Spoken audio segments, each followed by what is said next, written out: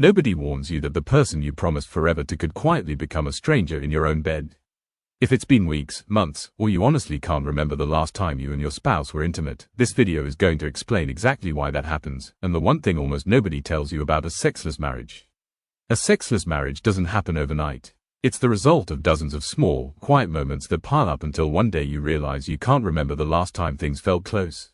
This matters because intimacy loss is rarely just about sex. It's usually the clearest sign that something deeper in the marriage is going unspoken.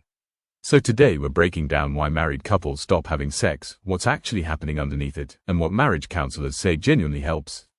The first cause is the most common and the most underestimated: chronic stress. Careers, kids, mortgages, aging parents, married life quietly fills every hour of the day, and by the time couples are finally alone together, there's nothing left in the tank. This isn't a character flaw. Stress hormones like cortisol directly suppress the hormones responsible for desire, so a body under constant pressure isn't just tired, it's biologically less interested in sex. And because this builds slowly, most couples don't notice the marriage problems it's creating until the gap between them has already grown wide. Here's what therapists see again and again: physical intimacy almost always follows emotional intimacy. When one partner feels unseen, unappreciated, or quietly resentful, even over small things, desire disappears long before either person says a word about it. It's rarely one big event. It's the accumulation of 100 moments where a partner needed to feel close and didn't. This is the psychology behind why couples stop having sex. The body simply won't open up to someone the heart feels distant from. Most couples don't avoid sex on purpose, they avoid the conversation about it. Bringing it up feels vulnerable, even shameful, so instead of talking, both partners quietly wait for the other to make the first move. Weeks turn into months, and the silence itself becomes its own barrier. The longer it goes unaddressed, the harder it feels to bring up, and the more both people start reading rejection into every missed moment. This is exactly why a sexless marriage is called a silent killer. It doesn't announce itself with an argument, it just erodes intimacy quietly in the background while the marriage looks fine on the surface.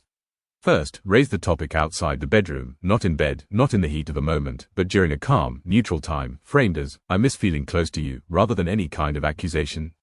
Second, rebuild connection before expecting physical intimacy to return. Small things like a real conversation, undivided attention for 20 minutes, or a short walk together do more to restore desire than any single grand gesture. Third, if the distance feels too big to close on your own, a licensed marriage or sex therapist isn't a last resort. It's often the fastest way through, because an outside perspective can name what both partners have been too close to see. None of this requires a dramatic fix overnight. It just requires breaking the silence first. If any part of this felt uncomfortably familiar, you're not alone. This is one of the most common marriage problems couples never talk about out loud, which is exactly why we make videos like this every week. Subscribe and turn on notifications so the next one finds you, because we're covering the exact conversations most couples are too embarrassed to have. A sexless marriage isn't a life sentence, it's usually just a conversation that hasn't happened yet.